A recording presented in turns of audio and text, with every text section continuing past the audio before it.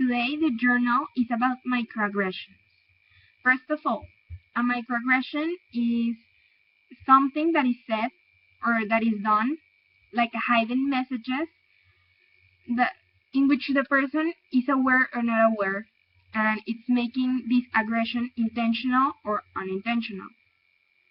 I believe these aggressions exist a lot in the Mexican culture. We are people that like to say a lot of jokes and nicknames to people and like sarcasm, and I think that's like part of our nature. But I do not support these microaggressions because it can really harm people. I remember one time when I was in the SMUNC, that is the Stanford Model United Nations in California. I went with Kat. We were like 20 students, and we were in the simulation, in the debates and conferences.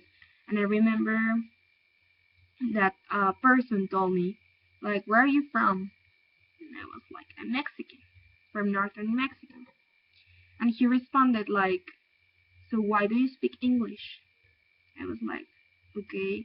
In Mexico we have schools and we learn second language and we have technology, although it seems sometimes that we're not very developed.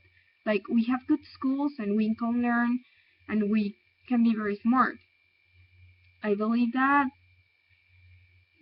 sometimes I can make microaggressions, and I usually do them without intentionally harming people.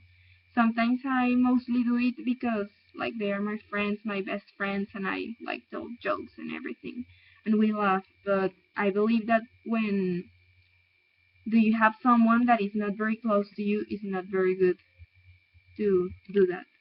I also love the tumblers. I really especially like the one that said, "You are pretty for a black girl," and the girl says, "You are ignorant for a human being." And I think like that sums everything. Like beauty is in all people, in all places, and that does not define. It's not defined by your race, by your gender, by everything. I really like them.